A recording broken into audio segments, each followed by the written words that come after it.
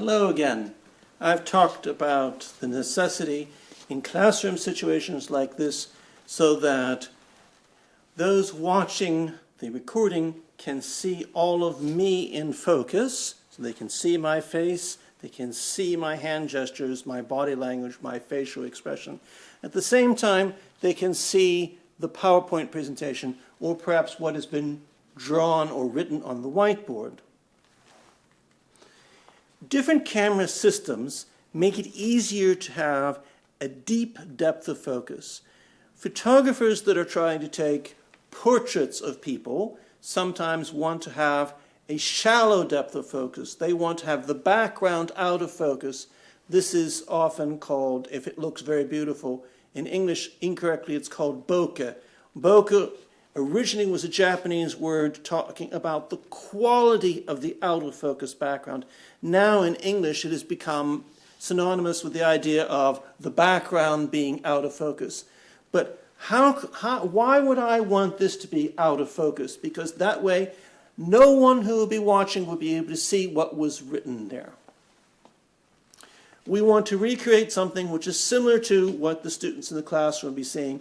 And if there were no students in the classroom, like right now, if I'm recording a lecture without students, of course, if I have a PowerPoint or a whiteboard in the background, I want this to be seen. Some people that have YouTube channels that talk about how videos on YouTube should be, they talk about how you shouldn't have a white, boring background. But we in academia, when we stand and lecture and when we are in front of the students in the classroom, usually we have boring white backgrounds. I think there's no problem with it, and certain circumstances we want to have a white background, particularly if we don't want students to be distracted. We want to have them focus at a few number of things. What have I written here? I've written about how some system cameras, depending upon the sensor, sometimes it's called the chip, and I'll write a bit more in the text in the Hybrid Manifesto. Depending upon the size of the sensor, we can have more or less of the background in focus. The general rule is that the smaller the sensor and the closer the back of the lens, I should probably be one of them, and the closer the back of one of the lenses, and this isn't going to be so easily in focus here, the back of the lens is to the camera, to the sensor. The easier it's going to be to have a lot in focus. It also means that compared to cameras with huge sensors, it's as if the camera is moved much closer, even though it might be at a few meters away. The impression is that things are sort of compressed. So this means it's easier to have a deep depth of focus. That is to say, the front to the back will all be in focus.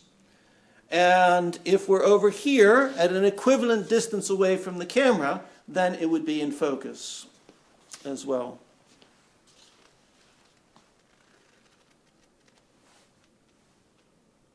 So we want to have, in a recording of a class setting, we want to have as much as possible in the background in focus so that if I've drawn something, written something on the whiteboard, that can be seen just as easily as the students in the classroom can see it. Otherwise, recording the lecture, we sort of defeat the purpose if no one can see the screen, if nobody can see what we have there.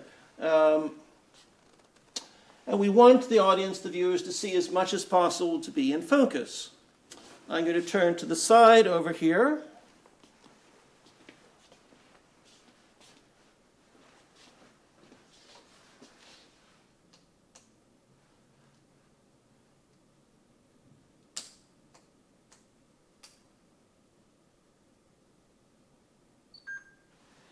And take a picture of myself.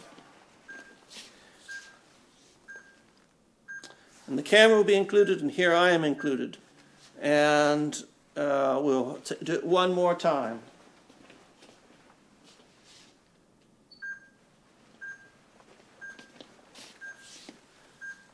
So we want to have me, all of my face, and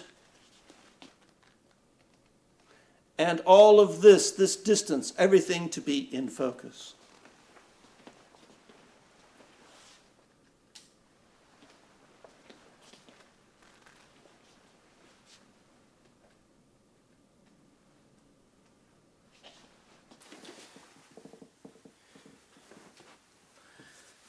So here's the view from the side of the lecture.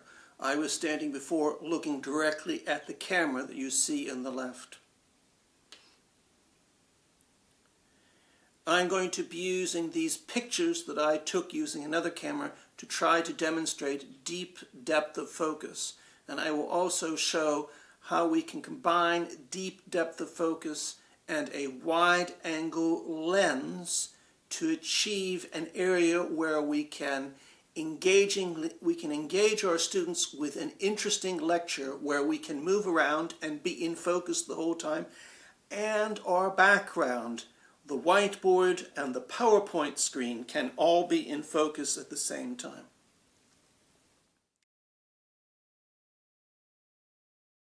Now, how do I achieve this? I have a micro four thirds camera with a small sensor, and the lens, the back of the lens, is very close to the sensor. And the lens is a 7.5 millimeter lens from a Chinese company called Seven Artisans. I would have preferred to have had a Panasonic Leica lens, zoom lens, from 8 to 18 millimeters. So there wouldn't be any distortion when I put it 8 millimeters. But I didn't have the money for that. And the fisheye effect is on the 7.5 millimeter lens from Seven Artisans was much less expensive. The lens also has not much connection, digital electronic connection, between the lens controls and the camera itself. That means it's very much a manual lens. I set it for the focus from 1 meter from the camera to infinity. I have to manually set that. Now we're moving to a similar view. Instead of having a box, what I have here is I have a yellow line in front of me showing the beginning of what will be the areas from the camera in focus, and a yellow line behind me, which actually should be in the wall, of course, because it's infinity. Imagine that we have in front of me that yellow line. Imagine if we have a series of yellow lines that are in front of me and to my left and to my right, and those lines are the same distance from the camera as the distance of the purple line that goes to the yellow line, went to the yellow box. This would mean that we could have like poles that we put on the floor, sticking out of the floor, all these yellow poles in front of me, and behind me would be the wall. That would mean that we have sort of an area in front of me and behind me. As long as I'm within those yellow poles, everything which is in that area is going to be in focus, and everything, because the wide-angle lens is going to be included in what the students can see, what they can see and what will be in focus. If we look at the floor, we can see that the combination of those yellow lines sort of plotted out on the floor, mapped onto the floor, if we imagine them coming down and hitting the floor there, it sketches out an area on the floor, which in this case is marked in white, where I can walk around and I will know that I will be seen by the students and I will be seen in focus. This gives me a great degree of freedom to move around and interact with the whiteboard or the PowerPoint projector screen in a way I would be doing as if there were students in the classroom, or there are students in the classroom and I'm recording that, or there are no students in the classroom. There's nobody in the classroom, but I'm pretending as if there are students in the classroom and I'm making the presentation as if there were students in the classroom. But instead, I'm making a recorded lecture for you, or in the case if it was a course, a recorded lecture for the students that are taking the course.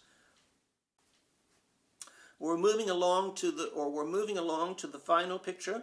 You should realize that I was a bit conservative in making the drawing on the floor, and I'm not the best for you making drawings for showing on videos. That's an area where I could perhaps improve my skills at some point in time. So the area on the film where I could stand and be in focus and be seen by the students is larger than the white area. You can see at the bottom that there's part of the podium which is obscuring some of the floor. And of course I could be standing by the podium or just behind the podium and still be in focus and still be seen. So I have a number of square meters of floor space where I can walk around and be seen by the students that are watching the video via the camera. Thanks to my choice of my interchangeable lens camera, my system camera, and the system that it has and the lenses. That, of course, requires some kind of knowledge and experience to know what you should be using.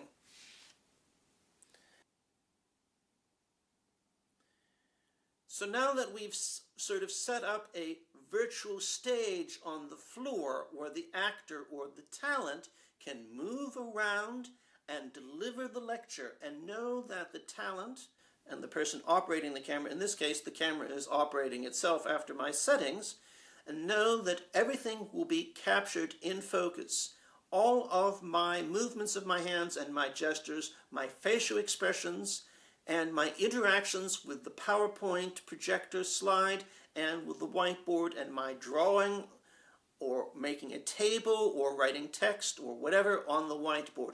All of that will be in focus and the students can see that. If I tried to do this with a cell phone, say, and I was holding the cell phone in front of me or had it on a selfie stick, then maybe the setting would mean that I would be in focus, but what about the whiteboard and the PowerPoint screen behind me? That might not be in focus, or I would have to interrupt the lecture, interrupt the flow, and hold the telephone in such a way to have a close-up in on what was behind me. That breaks things apart and probably causes a certain amount of stress on the part of the talent. In this case, I've set everything up, and I can, and if I had a wireless microphone on, so I don't have to look directly at the camera the whole time, I could lecture unimpeded by the technology around me. I could behave as if I was lecturing to the students in the classroom. The technology would not have some sort of confinements. The technology would not be steering my pedagogy. Instead, I have a pedagogical goal of what I want to achieve, and I select technology which helps me achieve my pedagogical goals and my pedagogical style.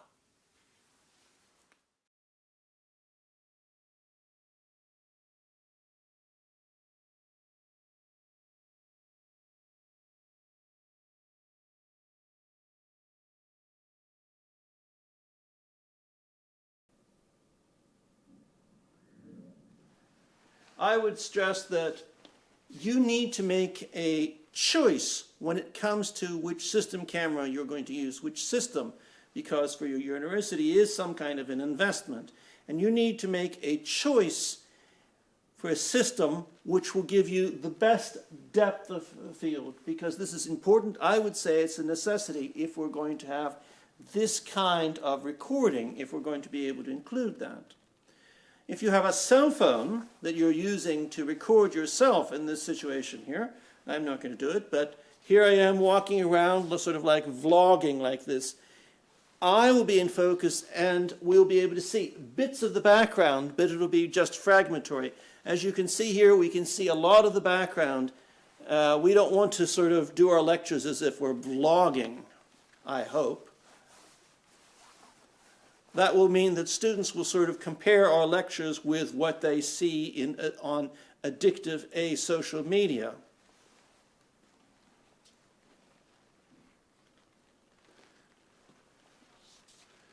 So in this circumstance, if we have a bit more things that are in focus, that's okay. It's better to have more in focus than to have less in focus. The general rule, and I will have more about this in the text part of the Hybrid Manifesto, is that the larger the sensor, In other words, in the camera, the size of the sensor, the larger that is, and the further away the back of the lens is to the sensor, the less likely we're going to have a deep depth of field. Instead, we'll have a shallow depth of field. And a shallow depth of field in some genres of photography is what we want. We just want my face to be in focus. We don't want anything else to be in focus. And sometimes photographers talk about how this pops. In other words, I sort of almost look like three-dimensional sticking out of the screen or the print, and everything else is out of focus. But in academia, when we're having a lecture, we want everything to be in focus, right? And so if you have a photographer friend, or maybe you yourself are a photographer with a particular system camera, and you think that this is my precious, and this camera can do everything, well, you're going to find, and that I spent all this money, and then what? Suddenly, the shallow depth of field for this kind of thing here is seriously overrated. So this would mean that in general, to be more successful and to not be as frustrated, we want cameras with smaller sensors to be able to do a successful videography in academia with lectures like this.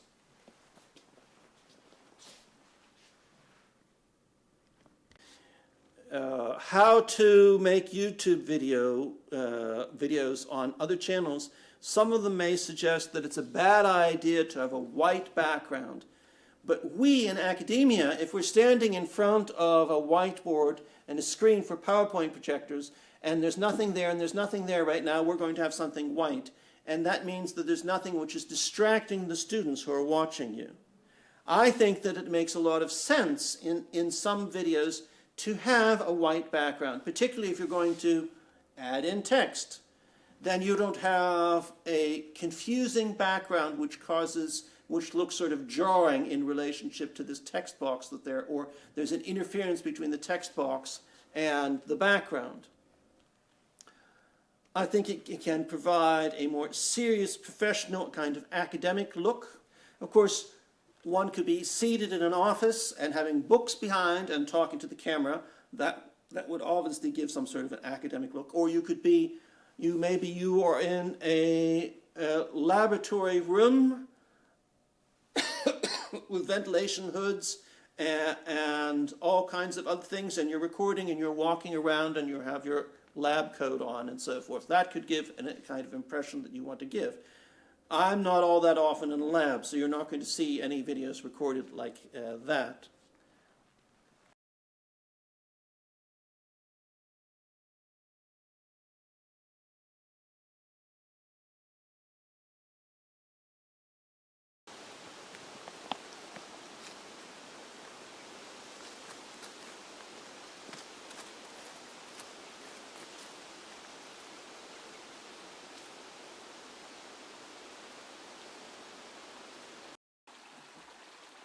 The last time I was outdoors with this camera, there was a gust of wind at one of the larger parks in Lund, and the camera was blown down with the tripod. So today I'm not going to be there. Instead, I'm going to be in the middle of a nature preserve, hopefully where it's not very windy, to talk about composition and to demonstrate composition.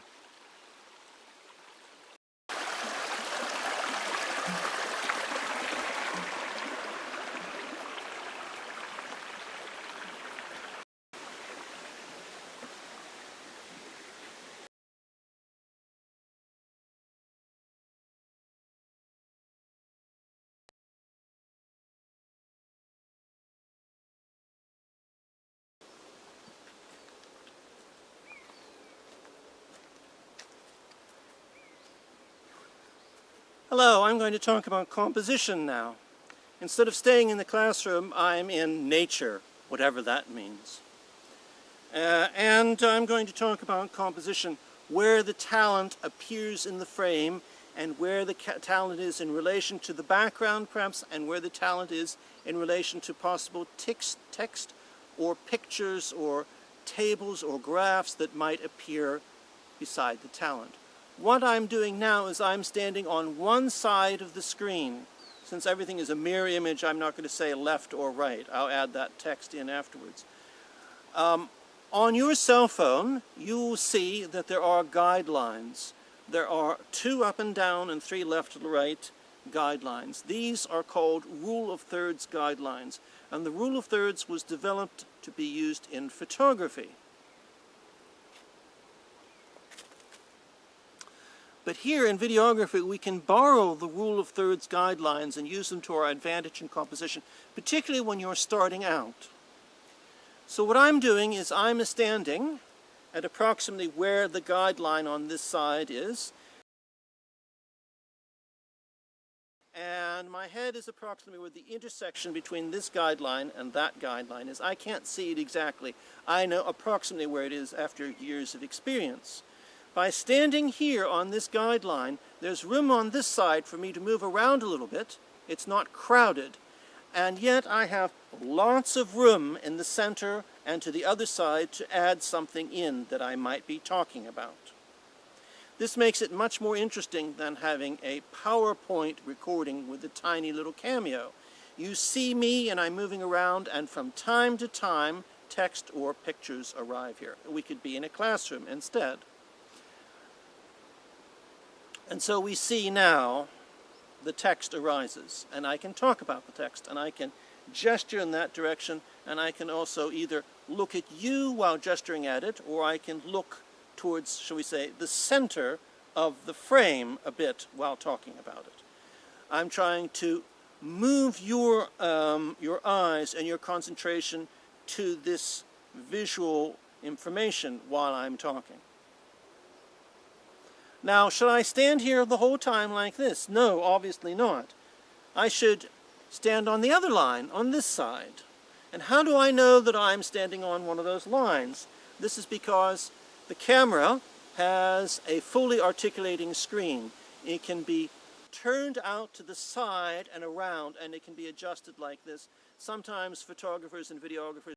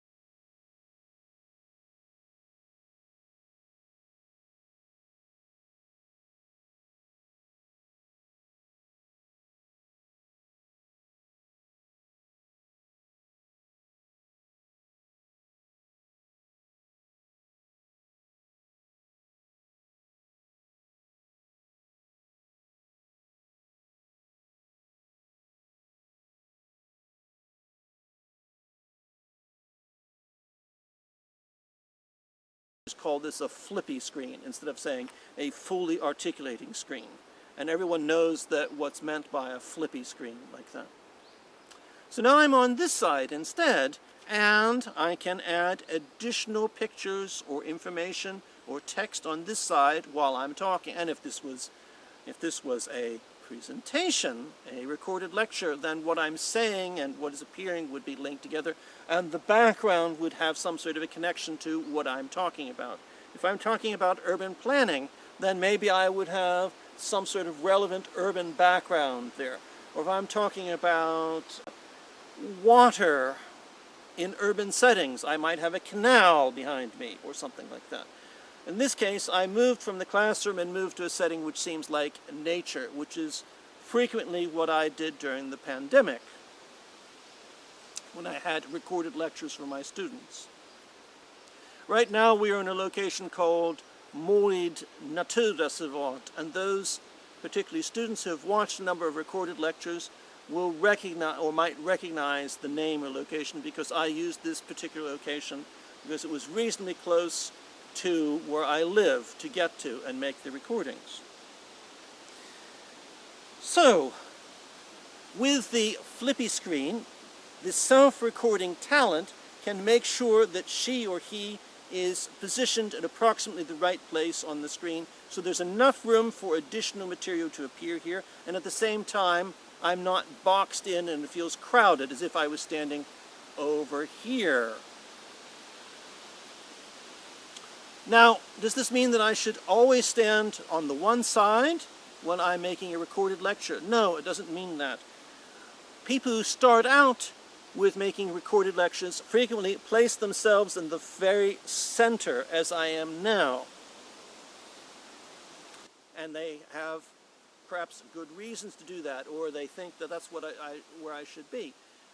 But then if I'm going to have some sort of large amounts of text or pictures I'm going to add in afterwards, where am I going to put them? There's maybe not enough room there, there's not enough there. Then I have to put it on top of myself, which is what people do on TikTok and Instagram. And we don't want to imitate or have as our sort of North Star what we see on Instagram and TikTok. We want to do something different. We are in academia. We want to make a clear distinction, both in terms of having horizontal videos as opposed to vertical videos in addictive asocial media. That's what we want to do. We want to make sure that there's a clear distinction. That improves the quality. But if I'm standing in the middle, what happens then? Well, I don't know about you, but I have found that it tends to come across as the video recorded equivalent of the person coming to the academic conference, and instead of having a prepared presentation, they come with their manuscript, their submitted paper, and read it verbatim to everyone in the audience. Why would they do that? I mean, obviously reading a few lines like a quotation from somebody we interviewed or a quotation from some other author, we want to read that exactly. But otherwise, we want to make a presentation which is engaging and not boring. I mean, as I've read a number of PhD students who are frustrated by their professors telling them, just go read the presentation. This is in some disciplines. They are sort of embarrassed about this academic tradition. Maybe there's some academic traditions that need to be broken. So I can move around a bit. This means the composition in the screen is not static.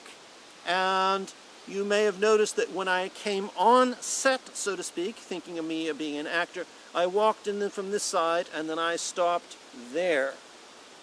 So there was a choreography. I could have walked on like this and stopped. Instead, I walked like that because I wanted to do that. I was intentional in my choreography and mixing the choreography with the composition. So if I'm standing in the middle and I'm reading my paper, I can line myself up in relation to the guidelines that are part of the rule of thirds. And by this composing or framing, there's plenty of room for me to add in text in the center and to the side of the frame during editing. Blah, blah, blah, blah, blah. Maybe it's not so good to always stand in the middle there. And somebody, I think I can almost hear this person thinking, and maybe saying it out loud while watching this, but Joe, why not mix it up? Good idea. Stand part of the time here, talking, showing text, showing diagrams, showing examples of what I'm talking about, and spend part of the time here and talking about it. And spend part of the time here in the middle. This should lead to a more engaging kind of recorded content for your students to watch. Why would I stand in the middle? You could have reasons. My main reasons are if I am talking about an argument which has advantages and disadvantages, then if I'm talking about and standing in the middle, then I can have text appears that says pros and cons. And I can have a little list that appears, and it can appear like that, or it can be there up there all the time. I could also do something like this, that I would say, okay, now I'm going to take you through a process here. We have step 1, do this. And then we have step 2, and then we could do step 3, and we could do step 4. Or we could just have all the steps in a list there. You decide what you think works best for you. And figuring out what works best for you is because you have to practice. And by being activated and having a 5 to 8 minute long presentation that you record, If you're not entirely satisfied with it, you can say to yourself, I'm not going to upload that. I've learned something from that, and now I'm going to make a better version of it. Or you could say, it's good enough. That was my first try, upload. And then you learn from some of the mistakes and some of the things that you want to do differently, and the next 5 to 8 minute short video presentation you don't make those mistakes, or you do things in a way that you think works better for you. You can go back to the long film in the Park of Knowledge and see me with composition and me with choreography doing a variety of different things, speaking to the camera and thus speaking to you. You could look at some of that and say, I liked it at that time when Joe did that. That's something I'd like to try doing. Or Joe did that and I don't think it's good for me, so I'm not going to do that. So what I had when I made that film was that I had watched hundreds, if not thousands, of hours of various kinds of presentations that had been made before and during the pandemic, and tried to figure out what made most sense. And now I bequeath all of that to you, and instead of having to watch all that, you can watch this much shorter part 1 film and then see things that I've done and decide which ones do I want to try to imitate, or which ones do I want to try to build upon, and which ones don't I want to use at all. So as I said before, a beginner will probably tend to place this yourself in the very center all the time. And if that makes you feel fine, then do that, although you have limitations and you might come across as a bit boring.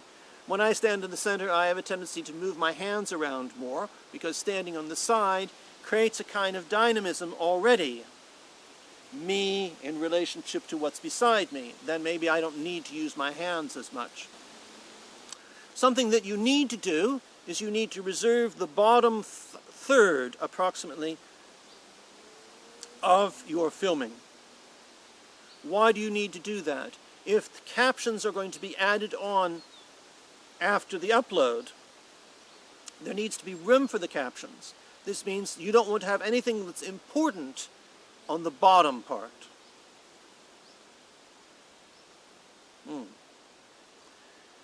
This means this limits the area that we can add things into our picture in editing. If we can't use that part there, we can use all this area here, and we can use these areas here, and so forth, unless we decide we're going to, like in Instagram and TikTok, put something on top of my head.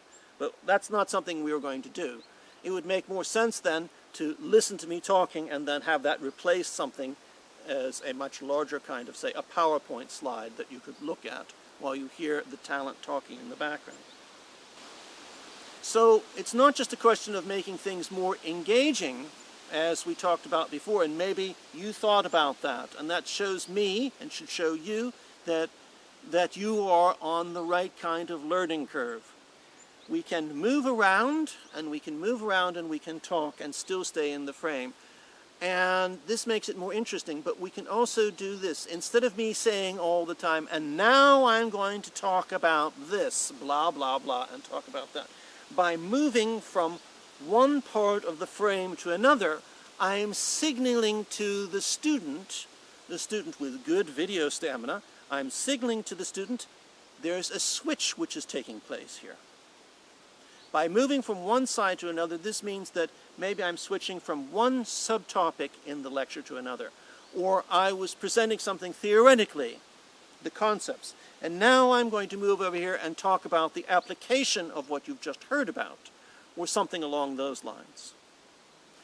And since we have these positions on the side and on the side in the middle, and we can mix things up and move around, this means that we have ample opportunity to make more engaging kind of presentations through the use of composition, and also we can, through visual cues, show the student who's aware and whose video stamina is not dependent upon continuous watching of short videos on Instagram and TikTok, that now we're having some sort of a shift. I don't have to take up the time to say, and now I'm going to talk about something else.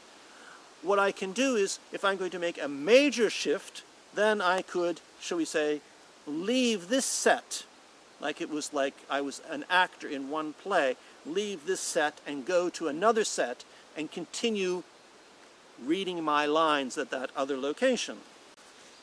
So this part of this film is going to be coming to an end soon.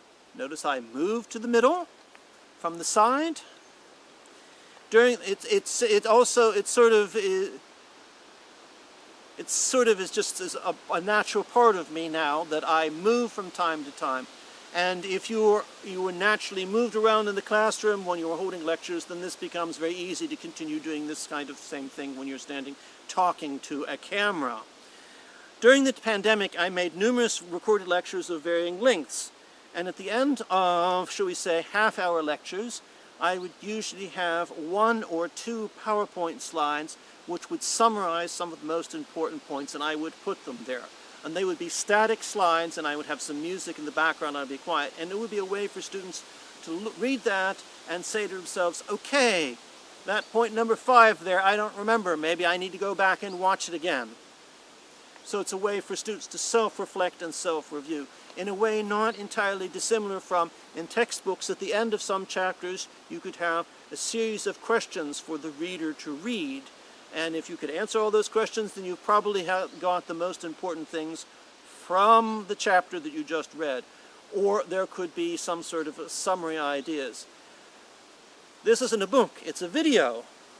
But we can take some of the ideas and practices from books with questions at the end, and we can incorporate that into a video. And when it comes to composition, that is going to appear soon, and then you can look at that and you can ask yourself, do I remember all the important points that Joe made? You could even take notes. Apparently, some people that think it's really odd to take notes after they've watched or are watching a video.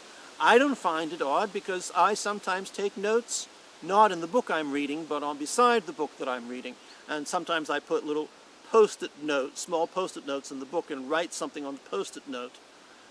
You could do something similar when it comes to videos, and that would be something which would help you improve your video stamina and your students' video stamina.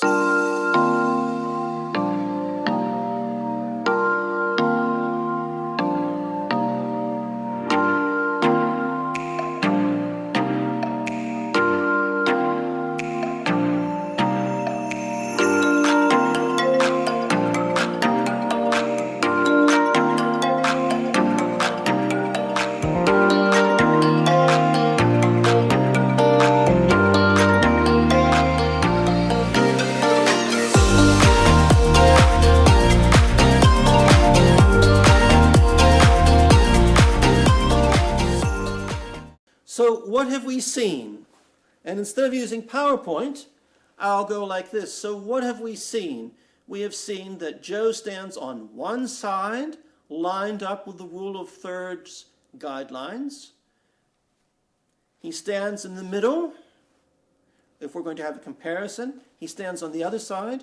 By moving between one side and the other, and by being in the middle, this creates a more dynamic kind of impression as opposed to just standing there pointing to the various points in the PowerPoint slide. So we have the possibility, when we're making a purposely made recorded video, a recorded lecture, where there are no students in the classroom and we have a specific idea about a particular goal or a particular topic in a particular course, we can create this. So you could, now that you understand this about composition and that we don't want to put anything at the bottom, but it's good to be able to see the talent's head and shoulders and arms and upper torso.